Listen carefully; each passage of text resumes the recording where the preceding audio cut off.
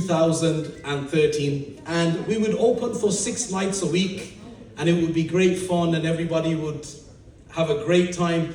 And I want to take you back to one particular night where everything actually went wrong, where we have 2,000 people trying to leave a venue at the same time. Everybody's rushing, everybody's going towards the doors, people are pushing, people are drunk, people are out of their senses, people don't know exactly what's going on. This is what happens in the nightclubs. And people start to fall down the stairs. And as they fall down the stairs, other people start to walk over them, trampling on them. People are getting crushed.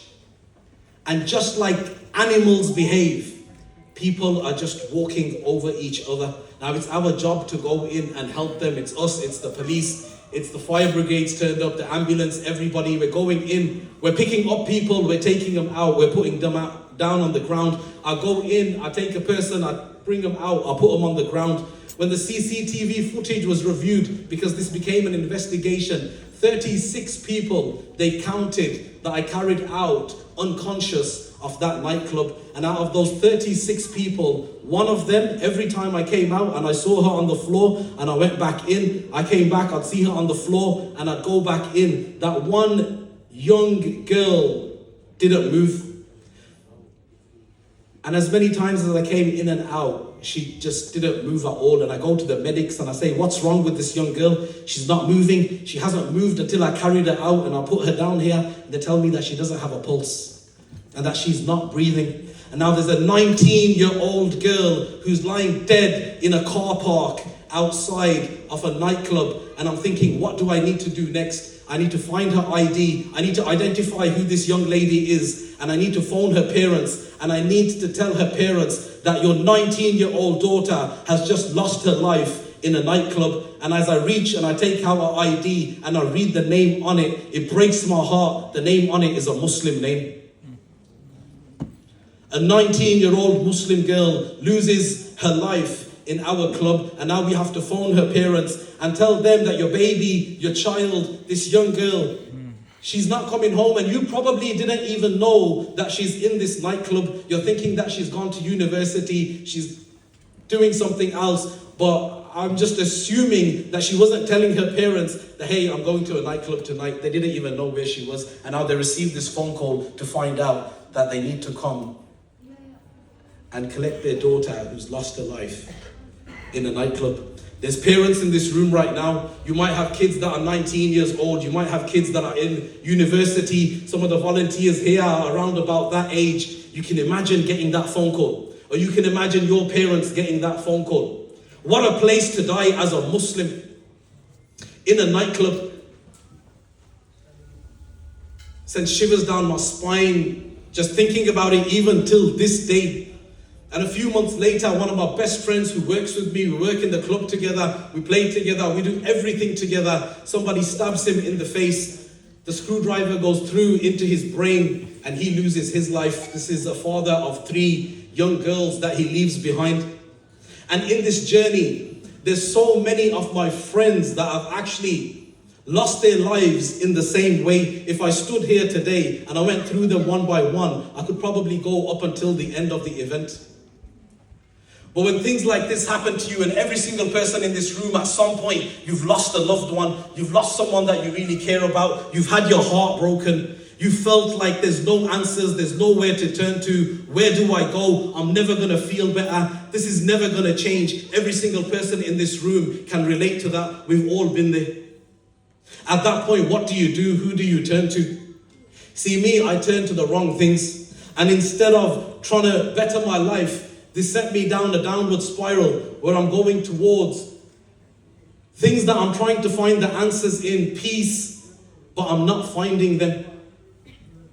And I sit in Birmingham in an apartment building one night and I'm looking out at the city lights and I'm smoking, and I turn around and I say to somebody else that's in this room that this is the life. Because in that room, I had everything that a man could want. Everything that a man desires was in that room. And it was there in abundance. And as I say the words that this is the life, wallahi, I hear and I feel my heart break. Tears start to roll down my eyes. And I'm crying the whole night, thinking my friends lost their lives trying to pursue this. This is what we thought was happiness. This is what we thought was success. This is what we thought that we wanted. And if I've got this, why do I never feel happy? Why are my parents not proud of me? When I go and see my grandmother, why is she sitting on a prayer mat crying because she doesn't know whether I'm going to come home on that night or not? Why do people view me in this way?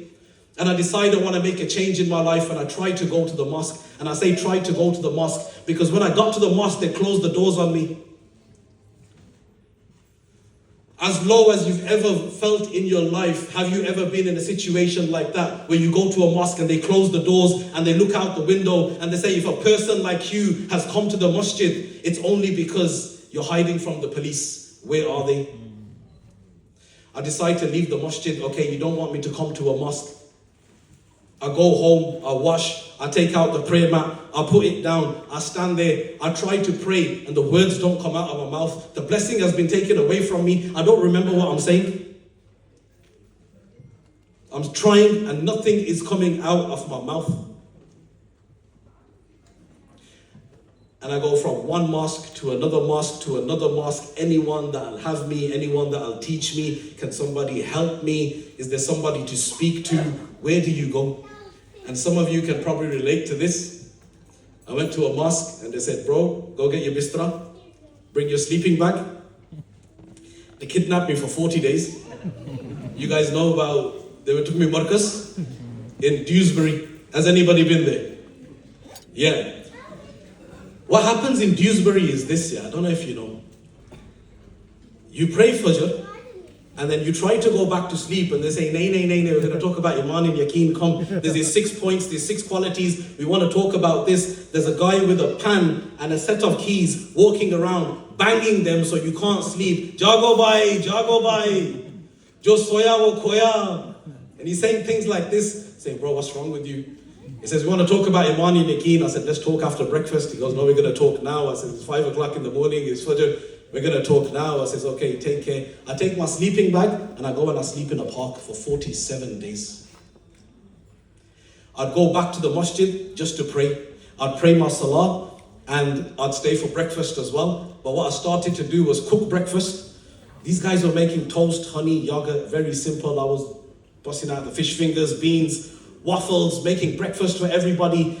The word got round, this guy makes a good breakfast. They're choosing me every day. You make breakfast, you make breakfast. I'm cooking for everybody. I've got my mom on the phone. The phone's like this. The other hand, I'm stirring the pot. What shall I put in next? Okay. And then she's teaching me how to make a curry. I learned how to cook in the mosque over these days. Now I'm cooking for everybody. When they finish eating, I'm cleaning after them. And in the spare time that I've got, because I come from a background that I come from, I go and I clean the toilets because I need to humble myself. I clean the toilets in the mosque for weeks. I cook in the mosque for weeks. I clean in the mosque for weeks. And I sit there the whole time and I look in the corner and somebody on this side is praying all night. They're standing up praying the hajjat and I'm thinking, my legs cannot do that. Somebody on this side, there's classes going on. They're doing hifz of the Quran. These guys have memorized the whole Quran. I'm just about trying to remember how to pray. I can't do that. There's somebody stands up, they give talk in front of everybody, the whole masjid's glued, listening to them. I could never do that. Every single thing that I'm seeing is starting to scare me. What am I going to do? What is my purpose? How do I get to Jannah? All of these guys are so far ahead of me. I'm so far behind. What do? I finally escaped from Dewsbury. Go back down the M6. I go to Birmingham Central Mosque, November the 19th, 2013, 5 p.m. After Maghrib Salah.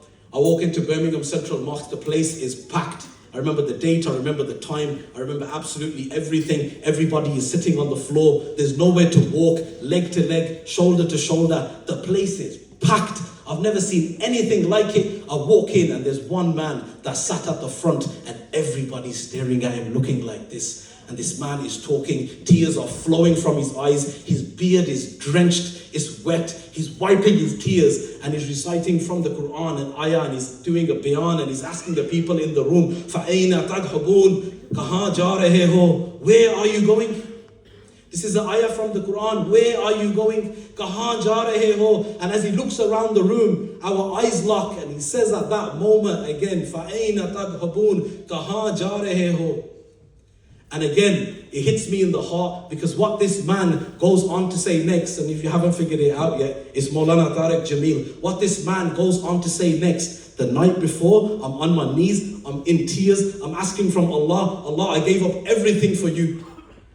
I don't have a job, I've spent all my savings, I'm living in the mosque, part-time I'm living in the park, but I'm living in the mosque, I've given up everything for you, and you said that if I give up everything for you, then you've got me. I've given up everything for the sake of Allah. Now what next? And it's like Allah put it into the mind of this man, into the heart of this man, to come all the way from a village in Pakistan called Talamba, as I've never heard of before, somewhere near Lahore, like 3 hours, all the way to the UK to go to all of these different mosques and places and events like this. And he ends up in my city, my local mosque, and he's answering every single question that I had for my Lord. This man has the answer. He's saying, if you're not a person that can stand up all night and pray, if you're not a person that can memorize the Quran, if you're not a person that can teach the Quran, if you're not one of these people that does all of these other things, then go and serve people, serve humanity, be somebody that does their khidmat, be somebody who perfects their character. And he answers every question that I have. And I sit there and I think to myself, okay, I can look after people. Okay, I can make people feel better. Okay, I can cook for you, I can clean for you. I can do whatever it takes to try and serve another person. In fact, it's the only quality, it's the only skill that I actually possess. I got kicked out of school. I didn't go to college. I didn't go to university, anything like that. I've got no qualifications, but I know how to serve people. And Maulana Tariq Jameel goes on in this bayan and he answers every single question that I had in my heart and every single dua that I made to my Lord. This man is at the front of the masjid, and like it's only me and him in the room and nobody else, he answers every single thing that I need to hear. And on that day, this man saved my life. Fast forward, now managing director